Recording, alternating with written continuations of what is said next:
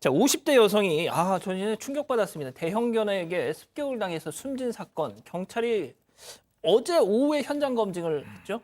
네, 일단 이 사건 내용부터 정리해 드리면은 지난 22일이었습니다. 이제 피해 여성이 자신이 일하던 지인이 일하는 공장에 들렀다가 인근을 산책하던 중이었습니다. 그런데 이 대형견과 마주쳐서 3분 넘게 사투를 벌이다가 이런 피해를 입었는데요.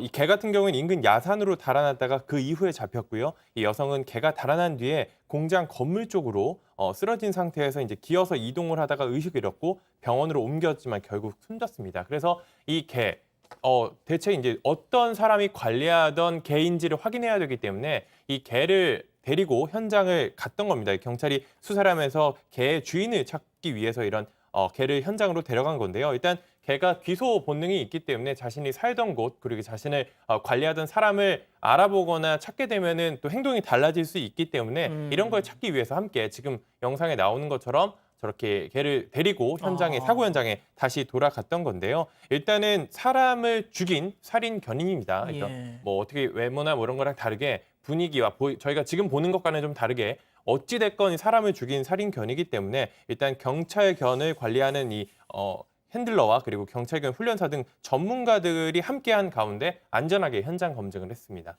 자, 교수님 일단 딱 지금 보더라도 일단 뭐 몸집은 커 보입니다만 막 으르렁거리지도 않고 말이죠. 상당히 온순해 보이는데 도대체 왜 이런 일이 벌어졌던 걸까요? 그러니까 이제 이 동물이라고 하는 것은 어느 순간에 그 야성을 갖다가 드러내는 그런 것이 있을 수 있죠. 그래서 지금 뭐 온순하게 보인다라고 하는 거는 그 동네 사람들 얘기에 의하면 평소에 뭐 이 사람들이 먹이를 주면 와서 먹고 하는 그런 것들이 있어서 저 개가 그렇게 아주 뭐 사람까지 물어서 죽이는 그런 정도는 아니다라고 생각을 한 것 같아요. 크기가 일단 1.5m에다가 그다음에 키가 80cm니까 그것만 하더라도 상당히 이제 큰 개죠. 그리고 이제 이 풍산개하고 사모예드하고의 잡종견이라고 하는데 이 풍산개 같은 경우는 호랑이 잡는 개란 말입니다. 그러니까 이제 주인은 그렇게 공격을 안 할 수도 있지만 호랑이를 잡기 때문에 기본적으로 야성을 가지고 있고 이제 내장 인식 취급이 있었다면 뭐 주인을 갖다가 우리가 특정할 수 있었었는데 그게 없는 그런 상태고요. 지금 아무래도 유기견의 그 상황이기 때문에 좀 제대로 먹지 못해서 좀 야유이고 있는 그런 상황인데 예. 실제로 이제 사람을 공격하고 난 뒤에도 그 뭐 산으로 올라가는 것이 아니라 그 근처 한 10m 정도 있다가 그렇게 포획이 됐거든요. 그런데 이제 아무래도 뭐 이 그 사육장 바로 옆에서 멀리 가지 않았기 때문에 혹시 사육장에서 키우는 개가 아니냐라고 하는 그런 어떤 그 의심을 받을 수 있는데 지금 이거 뭐 전문가들은 이렇게 얘기를 하고 있어요. 이 대형견하고 그 어떤 이번에 피해를 입은 그 여성하고는 갑자기 이렇게 마주쳐서 서로가 놀란 상태에서 그 여성이 이게 몸을 피하는 그 과정에서 이제 사냥 본능이 일어난 것이 아닌가 이렇게 추정을 하고 있습니다.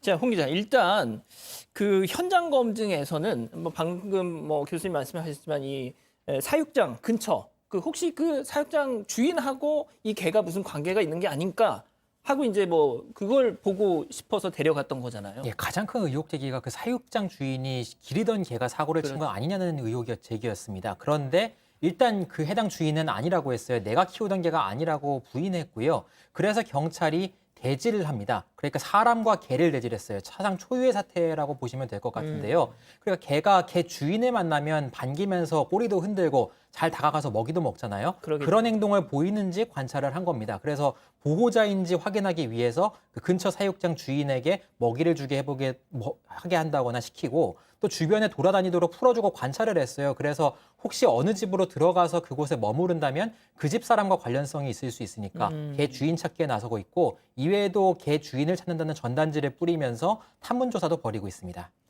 자, 개 전문가라는 어떤 누리꾼은 또 이런 말씀을 하시더라고요. 만약 이 개 주인이 학대 후에 버린 거라면 또 얘기가 달라질 수 있다. 그러니까 도망갈 수 있다는 거죠.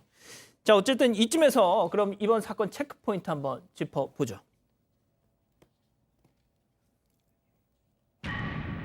안락사 안 됩니다.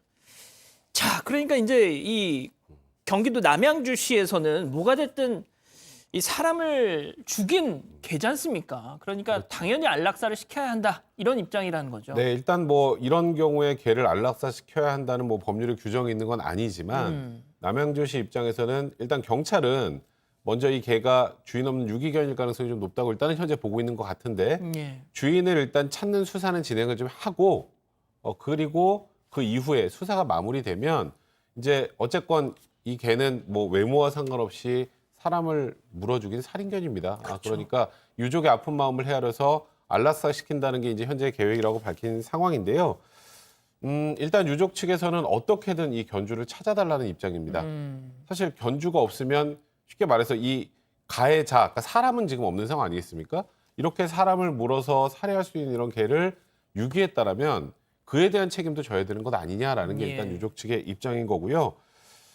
지금 어쨌건 뭐 경찰도 이 개 주인을 찾기 위해서 아까 말씀하셨던 것처럼 현장 검증을 하고 뭐 대지 조사까지 하고 있는 상황이지만 아직까지는 명확하게 밝혀지지 않은 상황이라 경찰 입장에서도 이 견주를 찾는 게 굉장히 시급한 것 같습니다. 자, 지금 뭐 우리 가족 여러분들도 뭐 안락사를 해야 하는 게 맞다라고 더 많은 분들이 그렇게 말씀을 해주시고 계시네요. 자, 지금 이 순간 제일 황망한 건 유가족들이겠죠. 자, 이 피해 여성, 고인의 여성, 고인의 언니가 잠깐 말씀을 전해 주실 텐데요. 잠깐 듣고 이어가시죠. 너무너무 열심히 살았기 때문에 저는 더 온통해요. 한 번은 쉬어보지를 않았습니다. 철저히 잡아주셨으면 좋겠습니다. 저는 빨리 잡고 싶어요. 그 주인을요. 자, 그런데 일부 애견 단체에서 안락사는 안 된다, 뭐 이런 민원을 넣었어요. 이 남양주시에 따르면은 최근에 이제 반려견 단체 두 곳에서 이 안락사를 반대한다라는 민원 전화를 넣었다 이렇게 밝혔습니다. 어떤 내용이냐면 한 단체는 해당 개를 맡겨주면 자신들이 이제 교화해서 이런 일이 다시는 없도록 하겠다라고 제안을 했고 또 다른 나머지 한 곳에서는 심리치료, 이 살인을 한 개를 심리치료를 받게 해보겠다라고 민원을 제기했습니다. 자, 이 변호사님 일단 그래도 안락사를 시켜야겠죠. 어떻습니까? 이게 뭐 저는 개인적으로 좀 조심스럽습니다만 사람보다 개가 더 중요할 수는 없는 것 아니겠습니까? 사람의 목숨을 빼앗은 개라면 물론 또 일부 또 애견 단체에서는 그건 관리를 제대로 하지 못한 사람의 잘못이지 왜 개의 잘못을 몰아가느냐라고 하더라도 직접적으로 가해를 한 건 이 개가 맞지 않습니까? 그렇다면 유족의 마음을 헤아릴 필요가 분명히 있죠. 그러다 보니까 이 안락사를 또 반대하는 아까 민원에 대해서 안락사보다 더 중하게 도살 처분해야 된다 이런 지금 또 반대되는 민원까지 오는 상황이거든요. 사실 그거보다 더 강하게 뭐 도살한다 이런 것들은 받아들여지면 안 되겠습니다만 저 개인적인 의견으로는 최소한 제일 중요한 건 지금 어쨌건 유족의 마음 아니겠습니까? 예. 유족의 뜻에 따라야 된다 생각합니다. 자, 교수님은 어떻게 생각하세요? 지금 뭐 우리 가족 여러분들 지금 막 좀 갑론을박이 있습니다. 근데 교화를 아까 시키겠다고 어떤 그 반려견 단체에서 얘기를 했잖아요. 근데 걔가 교화가 되겠느냐 뭐 이런 말씀하시는 분들도 계시고. 지금까지 이제 이런 사건이 발생되고 난 뒤에 안락사 안 된다라고 의견이 이제 제시가 된 거는 거의 이번에 처음 같아요. 그런 것 같습니다. 저는 이제 처음 보는데 예. 물론 이제 근본적인 원죄는 없어요. 이 계획에 있어서는 그 유기를 한 그 주인이 문제가 있는데 그래서 지금 이제 견주를 찾고 있지 않습니까? 근데 제가 볼 때는요 하나의 어떤 그 기본적인 그 원칙이 있어야 돼요. 그러면 맹수라든가 멧돼지 같은 경우도 동물 아닙니까? 예. 그러면 그 멧돼지가 사람 죽이는 그런 경우에는 경찰이 가가지고 거기 사살한단 말이에요. 뭐 현장에서 사살. 현장에 사살하죠. 그렇기 때문에 유가족 입장에서는 그럼 견주도 찾아내지 못하고 걔는 걔대로 가서 심리 치료받고 자기 가족은 돌아가시고 예. 그러면 이거는 설왕설래할 문제가 아니라고 봐요. 아까 우리 저 변호사님 말씀하신 대로 유가족의 생각이 뭐 유가족이 그러면 뭐 안락사 할 필요 없다라고 한다면 뭐 모르겠으나 그렇지 않고 제3자들이 나서서 뭐 이래라 저래라 할 그럴 사안은 아니라고 봅니다. 예. 아무튼 뭐 두 분의 의견은 그렇다 이렇게 정리를 하고 첫 번째 사건 정리하겠습니다.